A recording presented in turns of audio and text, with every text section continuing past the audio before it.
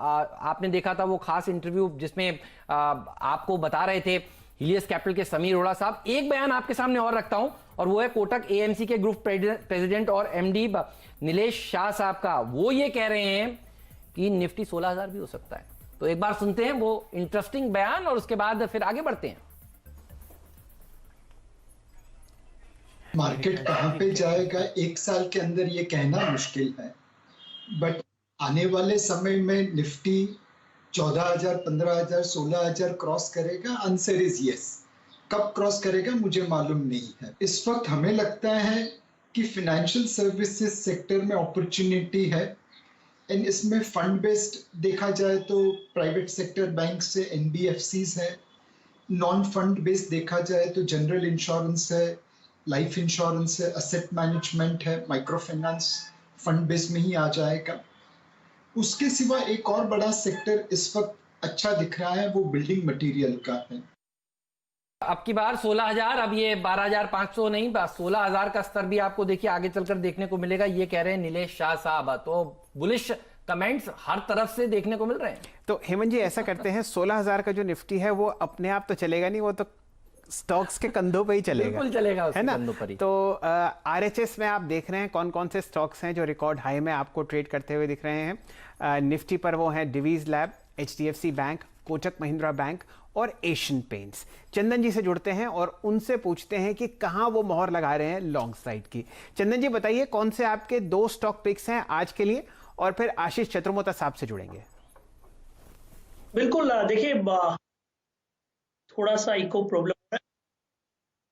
देखिए 2 काउंटर्स की बात करें तो पहला एयू बैंक रहेगा, 788 का स्टॉप लॉस, 845 का टारगेट। वीडियो में आगे बढ़ने से पहले डिस्क्रिप्शन बॉक्स में जो लिंक दिया गया है वहां पे क्लिक करके इंडिया के नंबर 1 ब्रोकरेज हाउस जीरोडा के साथ जुड़िए, जहां पे आपका ब्रोकरेज 0 लगेगा, और अगर लगेगा तो वो भी सिर्फ 20 रुपए इंटरडे ट्रेडिंग के लिए। दूसरा कजारिया सिरेमिक्स, 570 का स्टॉप लॉस, 600 के टारगेट। चलिए ये मेरे ख्याल से जब तक हम अपना दूर संचार लिंक तपड़िया साहब के साथ नहीं ठीक कर पाते तब तक आशीष चतुर्मोता साहब से जुड़ते हैं। 2 कॉल्स जो आते हुए मुझे दिखे हैं वो है एयू बैंक और कजारिया सेरेमिक्स, जो आपको चंदन जी की तरफ से आते हुए दिख रहे हैं। टारगेट्स और स्टॉप लॉसेस फिलहाल आपके सामने हैं। तो फिलहाल उनका जो रुझान है वो मिड कैप काउंटर्स पर है, उनमें से एक प्राइवेट बैंक और एक कंस्ट्रक्शन की तरफ की कंपनी। चतुर्मोता साहब स्वागत है आपका। बताइए किस हिसाब से निफ्टी बैंक निफ्टी को देख रहे हैं, और अपने 2 ट्रेड्स शेयर कीजिए और फिर हम चलते हैं सौरभ मुखर्जी साहब के पास।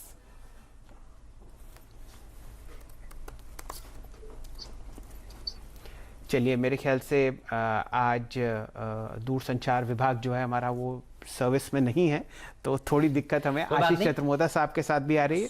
सौरभ जी जुड़े हुए हैं। बिल्कुल, सौरभ मुखर्जी साहब जुड़े हुए हैं। और आईसीआईसीआई बैंक देखिए भागता हुआ दिन के हाईज पर इस समय पहुंच गया है, और यही है बैंक निफ्टी में सबसे बड़ा कंट्रीब्यूटर। 600 पॉइंट की तेजी देखिए बैंक निफ्टी में करीब करीब देखने को मिल रही है।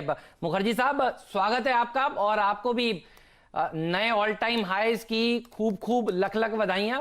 सेंसेक्स ने भी लगाया, निफ्टी ने भी लगाया, और सबका इंतजार अब बैंक निफ्टी की तरफ है, और बैंक निफ्टी भी भाग रहा है। इस सफर में आपके बुलिश कमेंट्स हम लोगों के साथ थे और हमारे दर्शकों के साथ थे, तो आप आज की बधाई के सबसे बड़े पात्र हैं। कांग्रेचुलेशन सर आपको।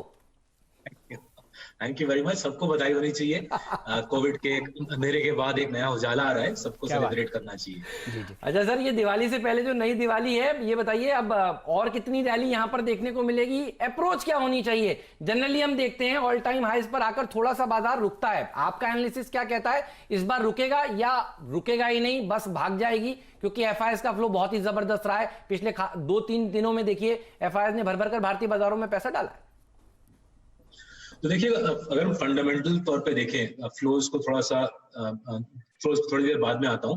अगर हम फंडामेंटल पे नजर रखें, आप काफी सारे कंपनीज को देख रहे हो कि वो रिकॉर्ड प्रॉफिट की घोषणा कर रहे हैं कोविड के बावजूद। अगर आप हमारे देश के दिग्गज बैंक्स देखें, एचडीएफसी बैंक देखें या एशियन पेंट्स देखें, या हमारे मार्सेलस के पोर्टफोलियो के स्टॉक्स के बाहर भी देखें, अगर हम टाटा स्टील जैसे कंपनी भी देखें, वो बोल रहे हैं कि सबसे ज्यादा स्टील का उत्पादन उनका क्वार्टर एंडिंग सितंबर में था। तो ये साफ तौर से नजर आ रहा है कि इकोनॉमी में जो उछाल आई है पोस्ट कोविड, वो काफी सॉलिड उछाल है, काफी जबरदस्त उछाल है। ख्याल से अगले 6 और अगले 12 महीने में ये इकोनॉमी और रफ्तार पकड़ेगी। 3 वजह है इसकी। एक तो है पैसा, सस्ता पैसा, वो डेट में हो, बैंक के पास से हो, ईसीबी मार्केट में हो, इक्विटी मार्केट में हो, सस्ता पैसा दुनिया में फैला हुआ है और उसका पूरा फायदा मेरे ख्याल से इंडियन कंपनीज को मिलेगा, डेट मार्केट के जरिए, इक्विटी मार्केट के जरिए, वेंचर कैपिटल के जरिए। So cheap money, global money, cheap money हमारे देश के मार्केट के अंदर आ रही है।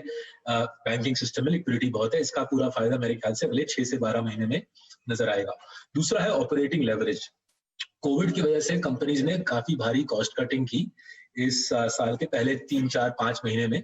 उसका फायदा हमको इस साल के फाइनल 5-6 महीनों में नजर आएगा। सो कॉस्ट कटिंग का फायदा, ऑपरेटिंग लेवरेज का फायदा सेकंड हाफ में नजर आएगा।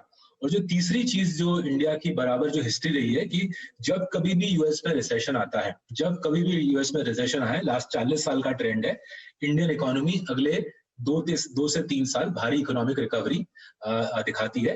मेरे ख्याल से इकोनॉमिक रिकवरी का सिलसिला शुरू हो गया है, अभी शुरुआती दौर है उसका, और अगले 2-3 साल में हमको सॉलिड रिकवरी नजर आएगी। तो 3 अलग अलग फंडामेंटल ट्रेंड्स हैं जिसके ऊपर मेरे ख्याल से लोगों को फोकस करना चाहिए। उसके बदौलत, इन फंडामेंटल ट्रेंड्स के बदौलत विदेशी पैसा, डोमेस्टिक पैसा दोनों मार्केट में आएंगे और अच्छे स्टॉक्स में अगले 2-3 साल में खूब कमाई करने की मेरे ख्याल से प्रोबेबिलिटी हाई है।